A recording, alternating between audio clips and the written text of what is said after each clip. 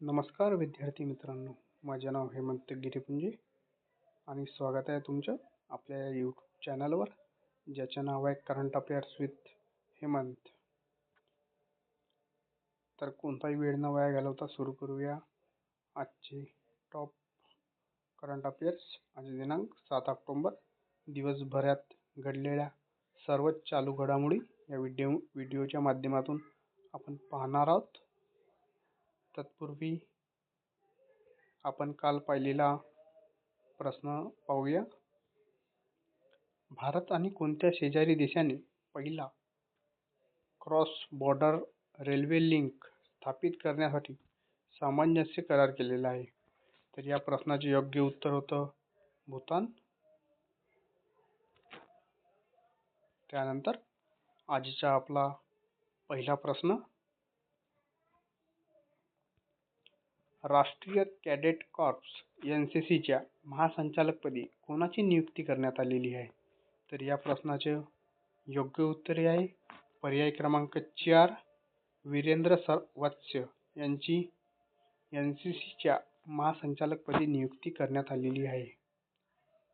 तसेच काही नियुक्त्या आपण पाहूया. NSE नॅशनल स्टॉक एक्सचेंजचे नवीन अध्यक्ष इंजेती श्रीनिवास. अखिल भारतीय आयुर्वेद संस्थेचे नवीन संचालक प्रदीप कुमार प्रजापती. केंद्रीय औद्योगिक सुरक्षा दल CISFच्या महासंचालक आहेत Praveen Ranjan. Indo Tibetan police याचे महासंचालक आहेत Praveen Kumar. General of musicals account याचे प्रमुख आहेत वंदना गुप्ता. भारताचे अटर्नी जनरल आहेत R वेंकटरमणी.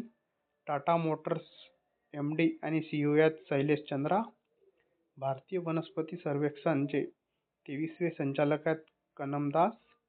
BCCIचे अध्यक्ष आहेत मिथुन मानस. राष्ट्रीय कॅडेट कॉर्प्स NCCचे महासंचालक आहेत वीरेंद्र वत्स. तर यानंतरचा दुसरा प्रश्न, जपान या देशाच्या नवीन पंतप्रधान म्हणून कोणाची निवड झालेली आहे? तर या प्रश्नाचे योग्य उत्तर आहे पर्याय क्रमांक 3, साने ताकाची यांची जपान या देशाचे नवीन पंतप्रधान म्हणून निवड झालेली आहे.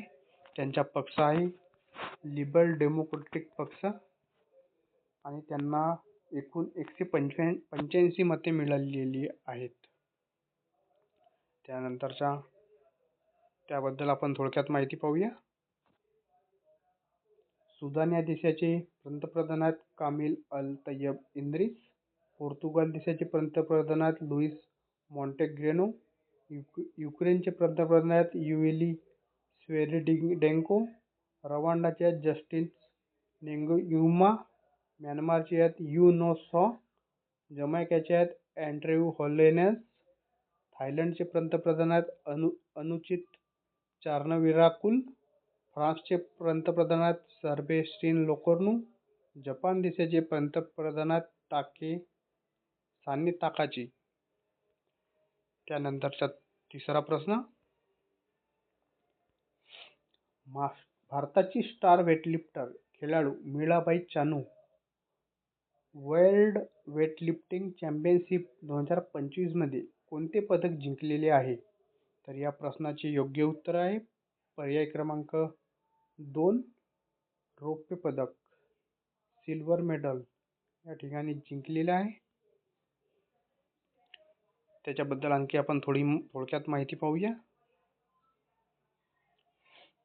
भारताचा 89वा ग्रँडमास्टर बनलेला आहे रोहित कृष्ण यश. 2025च्या UEFA super cup Paris Saint Germain. Durand cup 2025 North East United. SAFF under 70 वर्षाखालील महिला अजिंक्यपद 2025 भारत. 2025च्या पुरुष हॉकी एशिया कप जिंकलेला आहे भारताने. महिला आशिया हॉकी विश्वचषक कप जिंकलेला आहे चीनने. फिडे महिला ग्रँड स्विस 2025च्या विजेत्या आहे रमेश बाबू. बॅलन डिओर पुरस्कार 2025चे पुरुष विजेते आहेत उस्माने डेम्बेले. बॅलन डिओर पुरस्कार 2025 महिला विजेत्यात एताना बोनमाटी. 2025च्या पुरुष एशिया कपचे विजेत्यात भारत. सॅप अंडर-17ची चॅम्पियनशिप आहेत भारत. त्यानंतरचा प्रश्न क्रमांक 4. भारतातील पहिला खाजगी हेलिकॉप्टर लाईन खालीलपैकी यांनी मिळून सुरू केलेला आहे. तर या प्रश्नाचे योग्य उत्तर आहे पर्याय क्रमांक 3 वरीलपैकी दोन्ही, म्हणजे टाटा आणि एअरबस या दोन्ही मिळून भारतातील पहिली हेलिकॉप्टर लाईन सुरू केलेली आहे. याच्याबद्दल आपण थोडक्यात माहिती पाहूया.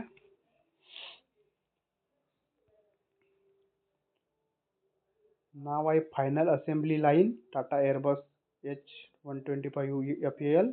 ठिकाण आहे वेमागल कर्नाटक. दिनांक 1 ऑक्टोबर 2025 रोजी. संयुक्त प्रकल्प आहे टाटा ॲडव्हान्स सिस्टीम लिमिटेड आणि एअरबस. याचा उपयोग आहे प्रवासी आणि सैन्य सेवेसाठी. हेलिकॉप्टर मॉडेल आहे Airbus H125. Assembly line Tata advance system भारतातील एअरबसची दुसरी भागीदारी आहे. त्यानंतरचा प्रश्न क्रमांक 5. 2025च्या जागतिक पॅरा ॲथलेटिक्स अजिंक्यपद स्पर्धेत भारतासाठी पहिले सुवर्णपद कोणी जिंकले आहे? तर या प्रश्नाचे योग्य उत्तर आहे निशात कुमार.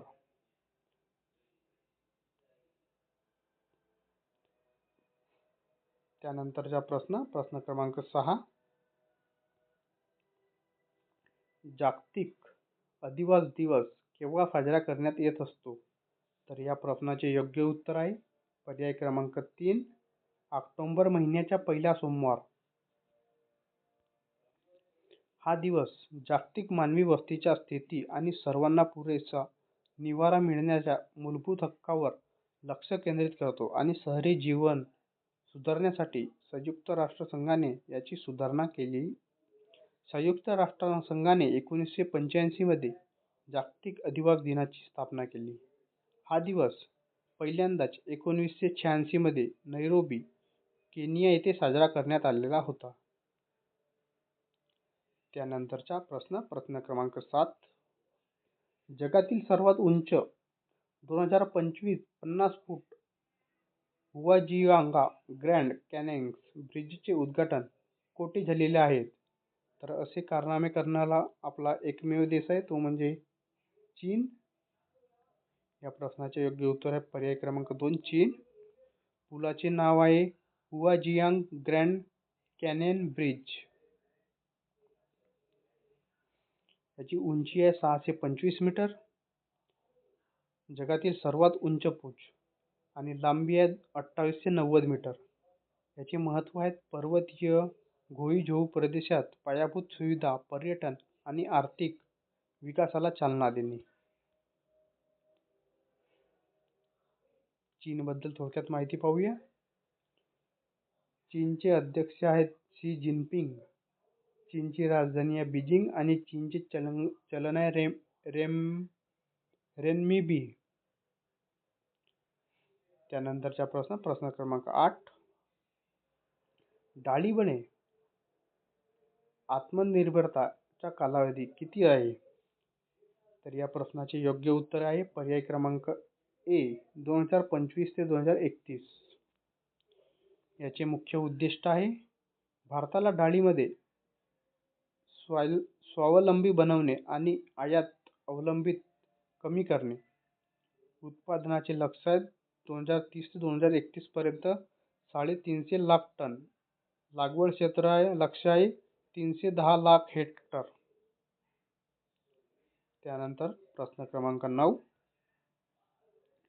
पंतप्रधान धनधान्य कृषी योजनेअंतर्गत जम्मू आणि काश्मीरमधील कोणत्या जिल्ह्याची आकांक्षा कृषी जिल्हा म्हणून निवड करण्यात आलेली आहे? तर या प्रश्नाचे योग्य उत्तर आहे पर्याय क्रमांक 4 किश्तवार. योजनेचे नाव आहे पंतप्रधान धनधान्य कृषी योजना. ही योजना 2025-26 पासून सुरू झाली असून देशभरातील 100 किमी कामगिरी करणाऱ्या कृषी जिल्ह्यावर लक्ष केंद्रित करते. जम्मू काश्मीरविषयी थोडक्यात माहिती पाहूया. जम्मू काश्मीर या या राज्याला केंद्रशासित प्रदेश म्हणून 31 ऑक्टोबर 2019 रोजी मान्यता मिळालेली आहे. आणि या जम्मू काश्मीरचे मुख्यमंत्री आहेत उमर अब्दुल्ला, उपराज्यपाल आहेत मनोज सिन्हा, राजधानी श्रीनगर आणि जम्मू काश्मीर. यामध्ये 2 राष्ट्रीय उद्याने आहेत, एक सलीम अली आणि दुसरा आहे दाचिगम. महत्त्वाची धरणे बलगेआर आणि उरी. त्यानंतर प्रश्न क्रमांक 10. अलीकडेच आशिया कप विजेत्या भारतीय क्रिकेट संघ आणि सपोर्ट स्टाफला 21 कोटी बक्षीस रक्कम कोणी जाहीर केलेली आहे? तर या प्रश्नाचे योग्य उत्तर आहे पर्याय क्रमांक 3 BCCI. BCCI बद्दल थोडक्यात माहिती पाहूया आपण. BCCI border of control for cricket in India, भारतीय क्रिकेट नियामक मंडळ. BCCIची स्थापना झालेली आहे डिसेंबर 1928 मध्ये. सध्याचे अध्यक्ष आहेत रॉजर बिन्नी, सचिव आहेत देवजीत साकिया, त्याचे मुख्यालय आहे मुंबईमध्ये आणि त्याचे CEO आहेत हेमंग अमीम. पुरुष टीमचे प्रशिक्षक आहेत गौतम गंभीर आणि महिला टीमचे प्रशिक्षक आहेत अमोल मजुमदार. त्यानंतर प्रश्न क्रमांक 11. आशियातील सर्वात मोठा सांडपाणी प्रक्रिया प्रकल्प कोठे कार्यान्वित करण्यात झाला आहे? तर या प्रश्नाचे योग्य उत्तर आहे पर्याय क्रमांक B दिल्ली. आशियातील सर्वात मोठा सांडपाणी प्रक्रिया प्रकल्प दिल्लीत ओळखला येथे कार्यान्वित झाला.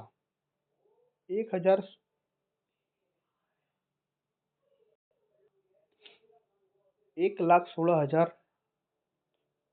कोटी रुपये खर्च करून बांधलेल्या या सांडपाणी प्रक्रियाची प्रकल्पाची क्षमता दररोज 564 दशलक्ष लिटर सांडपाणी सोडण्याची आहे. त्यानंतर प्रश्न क्रमांक 12. दिल्लीचे नवीन मुख्य सचिव म्हणून कोणाची नियुक्ती करण्यात आलेली आहे? तर या प्रश्नाचे योग्य उत्तर आहे राजीव वर्मा यांची दिल्लीचे मुख्य सचिव म्हणून नियुक्ती करण्यात आलेली आहे. तर या ठिकाणी तुमच्यासाठी खास उद्या प्रश्न. कोणता जिल्हा भारतातील पहिला अधिकृतपणे बालविवाहमुक्त जिल्हा बनलेला आहे? या प्रश्नाचे उत्तर तुम्ही खाली कमेंट बॉक्समध्ये नक्की द्या. आणि अशाच प्रकारे नवनवीन व्हिडिओ पाहण्यासाठी चॅनलला सबस्क्राईब करा, नोटिफिकेशन ऑन करा, लाईक करा, शेअर करा.